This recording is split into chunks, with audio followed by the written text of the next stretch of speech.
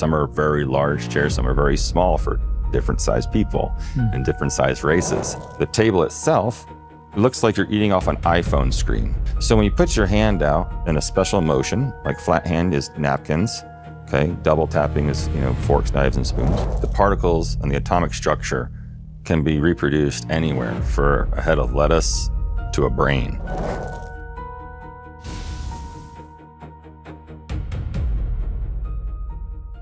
Stayed overnight at the base.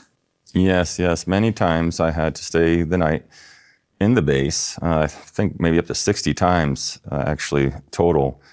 They go on lockdown sometimes when you're working there. You're there, they close the hatches, and now you're going to be, spending an additional amount of time there other than your work duty time. And I do recall one time there was a huge explosion that I could actually feel this vibration of this electromagnetic weapon. A whole acre of the base was completely destroyed from this explosion. Now, the rumors I heard was they were practicing utilizing some sort of electromagnetic weapon, and it completely disintegrated a huge sphere of the base. So now it became a contaminant issue of, locking down all the air handlers in that area, locking down all the valves in the different rooms and whatnot. It's like having your own little spaceship, actually. And there's always a wall in there that projects, let's say an outside display like the ocean or a mountaintop. And it's because it psychologically just helps us better to be in that environment and less stress and anxiety to be on the body. And you can also preview other like photos that are already there and videos that show on the wall from other realms and planets, which was really neat because, not everyone that's not from Earth would want to see a beach, I'll say. The neat thing about sleeping is the bed is actually also self-contained. So it'll have like on the sides of it, it actually comes in like a spiral, and it's like a little globe, and it comes over your bed. And that is for more with other races where they have to have the environment pressurized for their body types. And inside that, which is neat, is like kind of like you see the generic mood lighting, you would have at a restaurant or whatever. There's these little diagrams on the inside of the bed, like right on the side, on the top right side. And it's like a little computer screen, and you can pick your moisture, you can pick your mood lighting, you can even pick a breeze. While you're working in the operating room, don't forget there's a system in there where they are always in contact with you, through their helmets. So you can hear if something's going on, they'll come on and say, we have a lockdown, okay? It's not like I can respond to that. Can't ask them why, where, what, it's all because of security.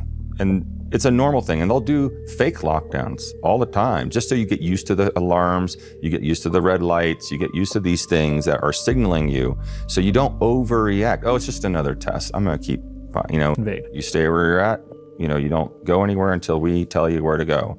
If there's an over-hour lockdown, which means it goes over your business hours, your working duty hours, then you'll be instructed to go to a certain part of the facility where you can go into your room and maybe get something to eat at the cafeteria. The cafeterias are nothing like we have here that we would normally see when you go out to eat. These cafeterias are very plain on the inside. All the walls have transparent mirror image coating where you can just touch the wall, order your menu of whatever you want. And it's just like when someone's taking your order, you're taking your own order on this wall. Would this be like an iPad kind of thing? No, the entire wall. And these walls are huge and long. Some of the cafeterias there are like 60 feet long. And some have backs, some don't. Some are very large chairs, some are very small for different sized people and different sized races. Some chairs don't look like anything like chairs. Some have large countertops on the off the actual wall that extend like 3 feet out of the wall, and some of those might be 6 feet off the ground. So, table's the best thing about the cafeteria. I love the table because the table is another giant screen. These tables are 10, 20 feet long, about 5 feet across, 5 to 6 feet across. So you can fit 10, 20 people sometimes at a table, depending on the people that are sitting there. out of the actual ground, as you're going up to the table, you can just start to sit down and a stool comes out of the ground. Really? Yeah, it's really neat. Everyone knows where your silverware is and your condiments and all that stuff is in the table. And it's all made out of steel. It looks like steel. The table itself, it looks like you're eating off an iPhone screen. So when you put your hand out in a special motion, like flat hand is napkins, okay? Double tapping is, forks, knives, and spoons. The actual napkin, as you go like this, comes out of the table into your hand. And I have no idea what this technology is, but there's no sliding anything. Okay, there's not a door opening up and these, condiments come out or anything like that. You can actually hold your hand on the table and a little intuitive apps will come up and it'll have a picture of a ketchup bottle, a picture of mustard, barbecue sauce, and all these little pictures. Everything's pictures. There's no words. And you can touch and tap on the ketchup bottle or whatever, and the same thing happens. Whatever's underneath this table, it becomes not solid in that area where the condiments are. Once you take your hand off, it becomes solid again. Do you ever think that there might be some sort of particleization or materializer technology making the food? Because if they could, quote unquote, print a meal?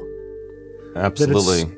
All the food and everything that they have there that's of substance, not drinks though, but everything else is 3D printed. Do you know anything about whether there is a raw material that's required to make the food that they start with, or how does that work exactly? Well, it has to do with, like you said, the particles and the atomic structure can be reproduced anywhere, for a head of lettuce to a brain, which all has the same construct, and how those mass and atoms are rearranged in molecules. They also have this device that the food goes through after it's printed in the back, but it does it within seconds. So medium rare, seconds. Each meal is made in under like 3 minutes. And that's how fast these 3D printers have. Yes, that's the great thing about the food there. It's over nutritional. It's like super heavy doses of all sorts of minerals and things that are not found, on the surface, as we say, and also takes away things that are harmful in there, like toxins and fats and that's printed without any of that. Some of the people I've talked to about this printed food, not all of them, some of the insiders have said that it is the most amazingly good tasting, flavorful, like each meal is the best possible realization of that dish you could ever imagine. That is true.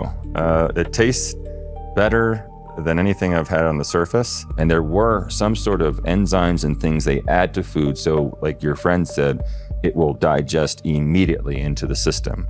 And you don't have as much digestive problems and things like that. That is absolutely true. What was the longest time that you got to spend on lockdown? Because it sounds like it's not really a bad thing. I was there almost a week, about 6 days. Really? On one lockdown. You have a choice. You can stay and finish project, or you can, at least work 8 and then you can leave and come back, but please come back. I didn't want to do that because I could work an easy 12, 14 hours and not be tired because, of the air environment. The air quality is great. The water is forced state of water. The food is highly nutritional. Something new. When a major lockdown happens and you don't get to know what's going on, and then you have to stay a night, just like one night.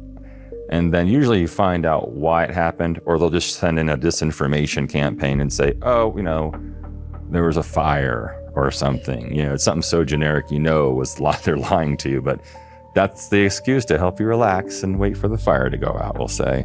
And a lot of these things, we didn't know what happened. Usually if you stay on the projects long enough, you'll find out like 9 months later or a year later, that's why we were on lockdown back in January for 2 days. If you enjoyed this, make sure to watch the next video on Awaken Zone. Don't forget to subscribe and hit the notification bell, but you won't want to miss what's coming next.